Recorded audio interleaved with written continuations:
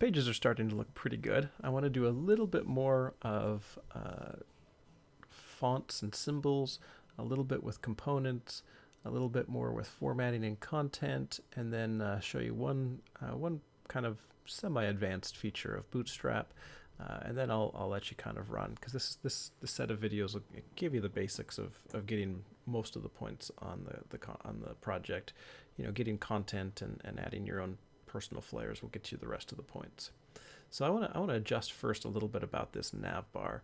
So the nav bar is pretty cool. It stays in the same place all the way down the page. Even if we scroll, the content kind of scrolls underneath it, but we don't need it to say Smart Bootstrap. You know, let's go over here and, you know, call this something different. Again, maybe we'll just call it the name of that I gave the title of the site.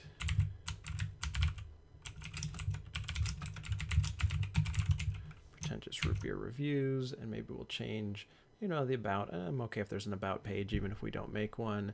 Services, though, I'm not really offering services here, so maybe we'll link to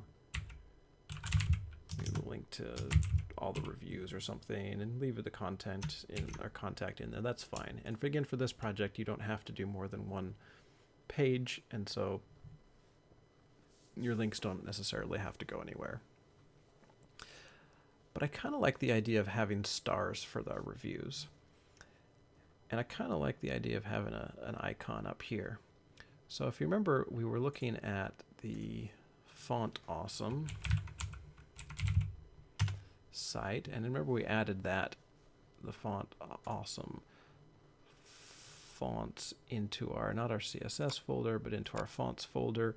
We've got FontAwesome here, and then we also added the FontAwesome CSS pages here. And then in our page, we added the FontAwesome link at the top in our head, so that we can use the FontAwesome fonts anytime we want here. So in our nav bar, I'm going to actually do that. So if we go, let me show you how that works. So if we're on the FontAwesome page, here's some of the icons that are available to us, and there are a ton of them. Okay, so this, you know, this top section is the 47 newest ones. You know, here's some that have to do with, you know, normal web applications, you know, large size accessibility, different hand symbols, thumbs up, thumbs down, etc., gender files, things that look like they're spinning, you know, etc., etc., etc. And down, including various brands. In fact, we'll use some of the various brands in just a minute, like Facebook Square we'll use to have some social media buttons at the bottom. But for now, what I want to do is I want to add a star. So if we search and we kind of look through here, we can find that, oh, okay, there are some stars. There's some normal stars, and there's a half a star. And, you know, we'll use those for star ratings. So if we click on this star on the FontAwesome page, it'll say, okay, as long as we've got FontAwesome set up, which we already did, here's how we add it to our page.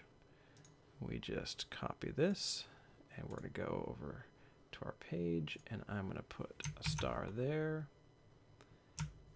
and let's see what happens.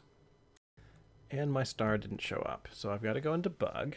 And this is a nice thing to learn as we go through our page. Why is it not working? As it turns out, as I looked through this, our FontAwesome link isn't actually pointing to our file. If you remember, our file is not in path/2/FontAwesome/CSS/FontAwesome.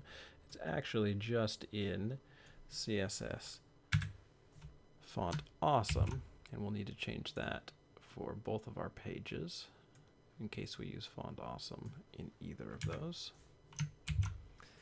So now that we've got those, we now get our star up here. Okay, so we've got star, pretentious root beer reviews. Okay, perfect. That's exactly what we want. Now I also want to add a little section here below the root beer image that gives the ratings. Okay, so I'm going to go and I'm going to add the ratings. Now this is going to be kind of a funny thing. We'll see where this goes at first. This is kind of an advanced thing with Bootstrap. So here's our header. Here's our information about AJ Stevens. This is the oops, we're in the wrong page. Here's the People's Choice. Here's the About the Brew section. I'm going to actually go above the About the Brew section, but below the image, and I'm going to type in, I'm going to add a new div, and I'm going to kind of follow some of the examples below me, and this is going to be a column, and for medium screen, I want this to be at 1/8 width. And while we're at it, I also want to center that text, and so we can use the text center class to always center any text. And inside there, we'll have an H3, and we'll call that rating. And inside that, we'll have a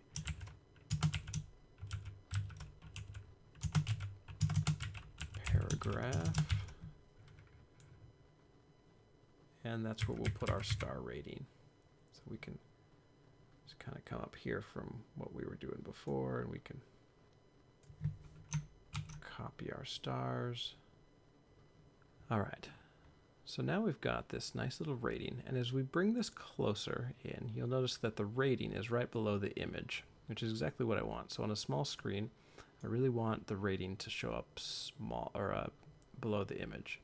But as the screen gets bigger, I really want the rating to stay underneath there, but I want this rest of this content, okay, the About the Brew, the ingredients, and the website, to slide up and next to it, because this has a width of 8 and this has a width of 4, and that should work just fine. But because of how I've set it up for the small screen option, it doesn't do that until we tell Bootstrap to do that. So this is a little bit more advanced, and you don't necessarily need to do this.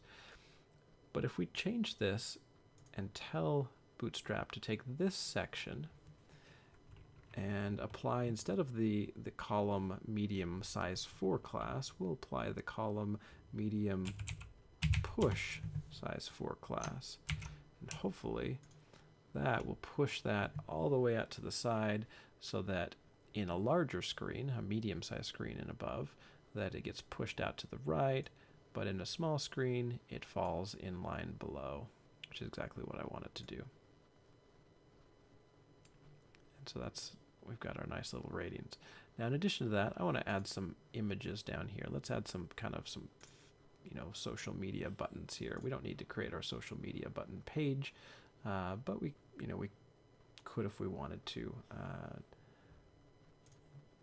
down at the bottom here.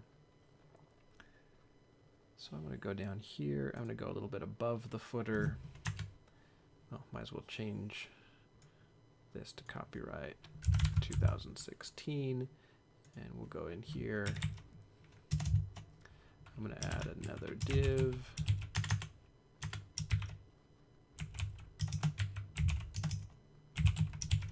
And this div, I want it to be kind of pretty wide. So I'm going to do a column. Whoops.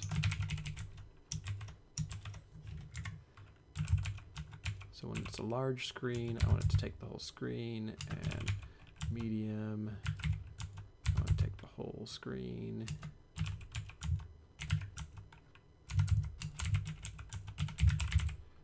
So everything's going to take the whole screen no matter what. It's going to take the whole width. And inside of here, I want to do Facebook and Twitter, and let's throw in, I don't know, Pinterest and Instagram. So we're going to go back to our FontAwesome page, and let's go find some good icons for that. So if we go down to our social media section or the brand icon section, we've got our Facebook square. And so I'm going to grab the Facebook square one, drop that in here. Let's go see what it looks like. And that's really, really small. So the nice thing with FontAwesome is we can also change the class to include a larger size. So if we do FontAwesome, let's do 4x, that will take the font and increase the size by 4. Yeah, that's about the right size there. And I'm just going to quickly pause the video and go grab similar things from the FontAwesome page for some of the other social media I want. All right, so I grabbed images for the other social media that I wanted, and I also wanted to go and added, even though they don't click on anything, they don't do anything, I'm going to add hyperlinks surrounding those, so that if we want to add links to a Facebook page or Twitter or Pinterest or Instagram, that it actually will go somewhere. Now the other thing I want to do is I want to center this at the bottom, this copyright. So I'm going to go and just change the text center. And there, that looks pretty good. And I'm just going to go and copy all of this to our other page that we created down here as well. In fact, why don't we grab the whole copyright symbol as well? So we'll grab all of the footer information and everything else there.